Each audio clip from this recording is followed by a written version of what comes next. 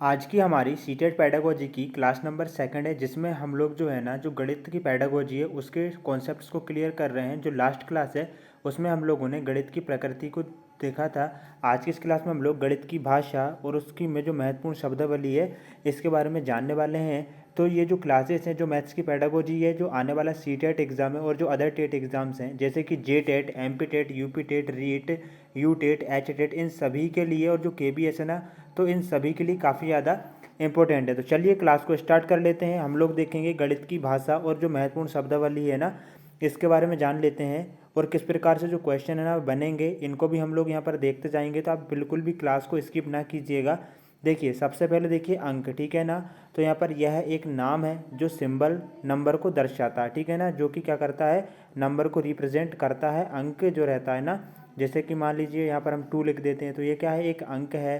तो ये क्या है, एक सिंबल है जो कि नंबर को दर्शाता है। इस प्रकार से यहाँ पर अंक जो है ना आप समझ गए होंगे।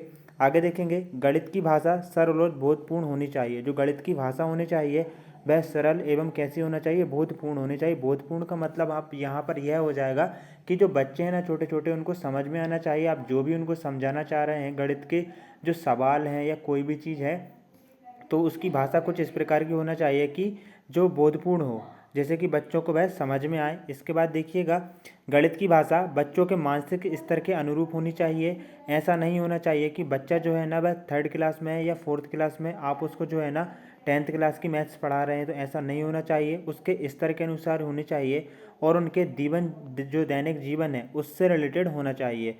तो यहाँ पर देखिएगा दैनिक जीवन से रिलेटेड कैसे हो जाएगी। देखिएगा बच्चे अक्सर जो है ना दुकानों पर जाते हैं, कुछ सामान खरीदते हैं, ठीक है। इस प्रकार से वहाँ पर भी क्या करते हैं, वे जोड़ घटाना करते हैं। तो जो गणित है ना उनके दैनिक जीवन से रिलेटेड होना चाहिए। इसके बाद यहाँ पर देख लीजिएगा, याद रखिएगा, ये अब हम लोग जो है ना इंपॉर्टेंट टॉपिक्स पर डिस्कस कर रहे हैं। बिल्कुल, तो आप कॉपी पेन उठाकर, ठीक है ना, इनको नोट डाउन भी करते जाइएगा, क्योंकि जब एग्ज़ाम आपके पास आ जाएंगे ना तो आपको रिवाइज करने में काफ़ी ज़्यादा हेल्प मिलेगी। तो देखिए एग्रीगेशन, जिसको हिंदी में क्या बोला जाता है, समुच्चयन बोला जाता है, एंड ठीक है एग्यूमेंटेशन, जिसको संवर्धन बोला जाता है। अब इनका हम मतलब समझ लेते हैं। एग्रीगेशन का मतलब रहता है जब दो चीज़ों को जोड़ते हैं तो उसे एग्रीगेशन कहते हैं। जैसे कि ठीक है 2 पेन प्लस 2 पेन तो कितना हो जाएगा, 4 पेन हो जाएगा। तो इस प्रकार से जब दो चीज़ों को जोड़ा जाता है तो उसको क्या बोला जाता है, एग्रीगेशन बोला जाता है, उसको समुच्चयन बोला जाता है। याद रखिएगा, आपसे कुछ इस प्रकार से क्वेश्चन पूछा जा सकता है कि जब दो वस्तुओं को आपस में जोड़ा जाता है, देखिएगा दो वस्तुएं या चीज़ों को, ठीक है ना, तो उनको जोड़ा जाता है तो उसको क्या कहा जाता है, तो उसको एग्रीगेशन कहा जाता है, समुच्चयन कहा जाता है। इसके बाद देख लेंगे यहाँ पर आर्ग्यूमेंटेशन।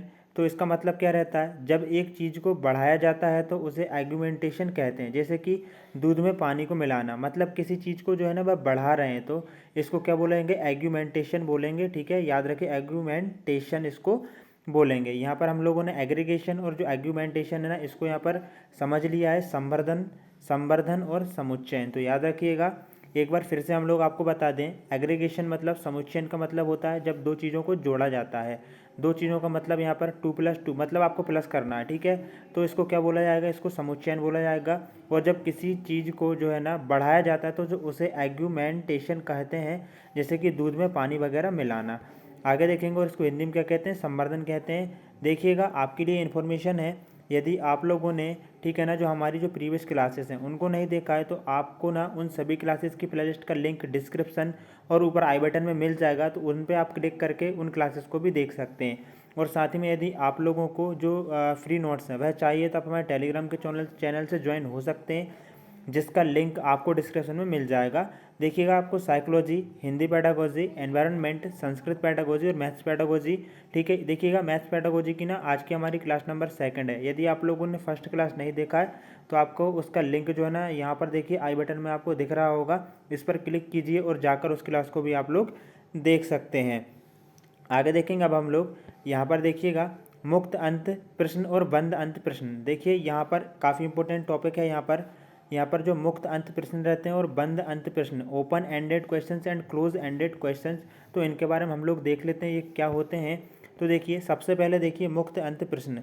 यहाँ पर देखिए जिन प्रश्नों के एक से ज़्यादा उत्तर होते हैं, जैसे कि वे कौन से दो नंबर हैं जिनको जोड़ने पर 8 आएगा। तो देखिए यहाँ पर हम 2 + 6 करेंगे तो कितना आ जाएगा, 8 आ जाएगा। और इसके बाद आप 7+1 करेंगे तो कितना आ जाएगा, 8 आ जाएगा। मतलब हम यहाँ पर कह सकते हैं कि एक से ज़्यादा उत्तर होते हैं, ठीक है ना। जिन प्रश्नों के क्या है, एक से ज़्यादा उत्तर होते हैं तो उनको क्या कहा जाता है, मुक्त अंत वाले प्रश्न कहा जाता है।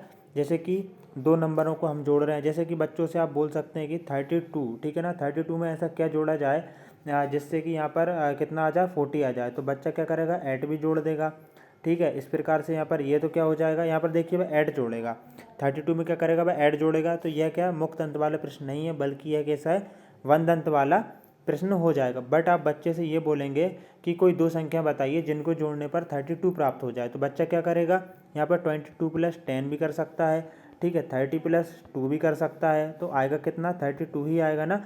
मतलब कई उत्तर हो गए हैं, ठीक है, कई प्रकार से बच्चा सोच रहा है। तो यह मुक्त अंत वाला प्रश्न है। अब देख लेते हैं बंद अंत प्रश्न, देखते हैं क्या होता है।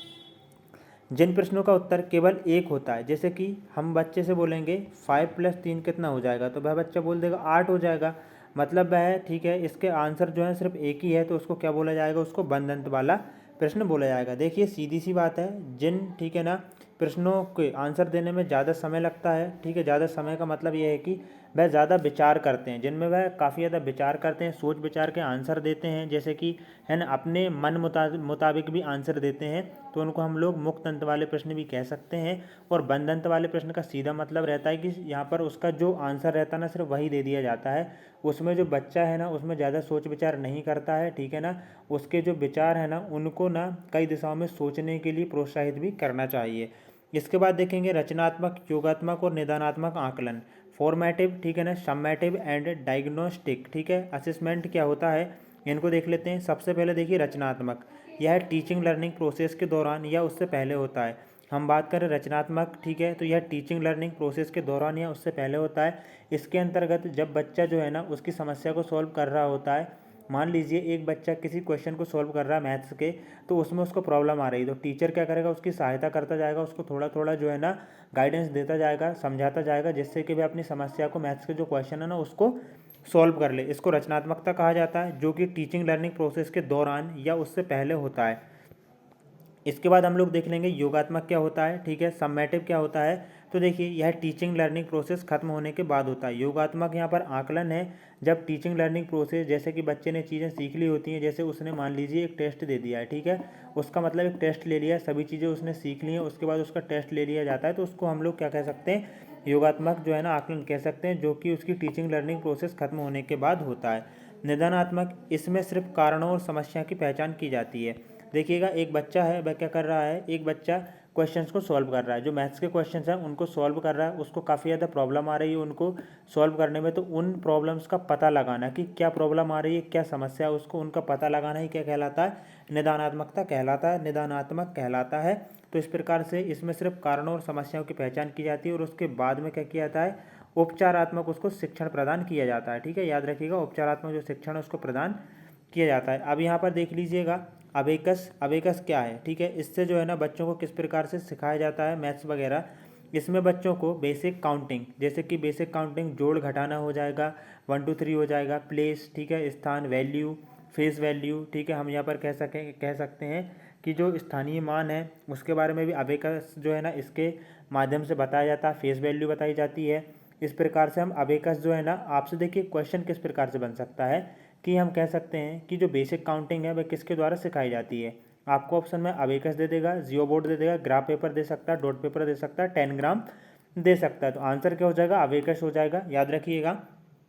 इसके बाद देखिए जियो बोर्ड, इसके माध्यम से बेसिक जो ज्योमेट्री होती है ना उसका ज्ञान दिया जाता है। इसमें सिर्फ 2D जो शेप्स हैं, जैसे कि रेक्टेंगल, स्क्वायर, सर्कल, etc, ये जो है ना इन सभी का ज्ञान दिया जाता है। जो 3D शेप रहती है ना उसका जो है ना जियो बोर्ड के अंतर्गत ज्ञान नहीं दिया जाता है। याद रखिएगा, आपसे सीधा क्वेश्चन बनेगा कि जियो बोर्ड के माध्यम से जो है ना कौन कौन सी जो शेप्स हैं उनका जो अध्ययन कराया जाता है। तो 2D शेप्स का कराया जाता है, और 2D शेप्स में कौन कौन से आ जाएंगे, रेक्टेंगल आ जाएगा, स्क्वायर आ जाएगा, सर्कल आ जाएगा, और अन्य जो है ना वह भी आ जाएंगे। तो जियो बोर्ड के अंतर्गत जो 3D शेप है ना उसका ज्ञान नहीं दिया जाता। इसके बाद देख लेते हैं ग्राफ पेपर। तो ग्राफ पेपर तो आपने देखा ही होगा, इसमें डेसिमल नंबर वगैरह का ज्ञान दिया जाता है। इसके बाद देखिए डॉट पेपर। अब जो डॉट पेपर रहते हैं ना उसके माध्यम से क्या किया जाता है, उसके माध्यम से ज्योमेट्रिकल शेप्स, ठीक है ना, इंग्लिश जो अल्फ़ाबेट्स रहते हैं ना उनका ज्ञान दिया जाता है। इस प्रकार के डॉट्स हैं, है ना, तो उनका क्या किया जाता है, ज्ञान दिया जाता है इस प्रकार से यहाँ पर डॉट पेपर के द्वारा। इसके बाद देख लीजिएगा यहाँ पर 10 ग्राम, 10 ग्राम इसमें ज्योमेट्रिकल शेप्स की जानकारी दी जाती है पिक्चर के माध्यम से। ये जो 10 ग्राम रहता है ना, इसमें क्या किया जाता है, जो ज्योमेट्रिकल शेप्स रहते हैं ना उनकी जानकारी दी जाती है विद पिक्चर के साथ। तो फ्रेंड्स आज की इस क्लास में हम लोगों ने जो गणित की भाषा है ना उससे रिलेटेड और यहाँ पर जो कुछ आकलन है जैसे कि रचनात्मक आकलन, निदानात्मक आकलन, योगात्मक आकलन, इसके बारे में जाना। और साथ ही में हम लोगों ने अबेकस का प्रयोग जो है ना बच्चों के किस प्रकार का ज्ञान प्रदान करने में किया जाता है, मैथ्स का जियो बोर्ड से क्या किया जाता है, ग्राफ पेपर, डॉट पेपर, 10 ग्राम, यहाँ हम लोगों ने इसको डिस्कस किया। और यहाँ पर डिस्कस किया मुक्त अंत वाले प्रश्न क्या होते हैं, बंद अंत वाले प्रश्न क्या होते हैं। और साथ ही में इसके बाद हम लोगों ने ना जो है क्या डिस्कस किया, यहाँ पर एग्यूमेंटेशन क्या होता है, एग्रीगेशन क्या होता है, समुच्चयन और संवर्धन क्या होता है। देखिए हम लोग आपको फिर से रिवाइज इसीलिए करा रहे हैं ताकि ना अच्छे से आप लोगों को ये सभी चीज़ें याद हो जाएं। अंक, ठीक है ना, अंक क्या रहता है, ये एक सिंबल रहता है, नंबर रहता है, जो कि यहाँ पर हम कह सकते हैं किसी सिंबल या नंबर को रिप्रेजेंट करता है। तो फ्रेंड्स आई होप आपको क्लास अच्छी लगी होगी। यदि आप लोगों ने अभी तक चैनल को सब्सक्राइब नहीं किया तो चैनल को सब्सक्राइब कर लें। और साथ ही में जो प्रीवियस क्लासेस हैं उनको नहीं देखा है तो उन क्लासेस को भी ज़रूर से देख लें। हम लोग जो है ना कम्प्लीटली आपकी यहाँ पर तैयारी कराने वाले हैं जितने भी टेट एग्जाम्स हैं उन सभी के लिए, क्योंकि लगभग उनका सिलेबस जो रहता है ना वह सेम रहता है। बट आपको करना क्या है कि चैनल को सब्सक्राइब कर लेना है, लाइक कर देना है और बेल आइकन को प्रेस करके ऑल के बटन पर सेट कर लेना है, जिससे कि जो नेक्स्ट क्लास जो है ना उसका नोटिफिकेशन आपको मिल सके। जय हिंद दोस्तों, वंदे मातरम, मिलते हैं एक और न्यू क्लास में।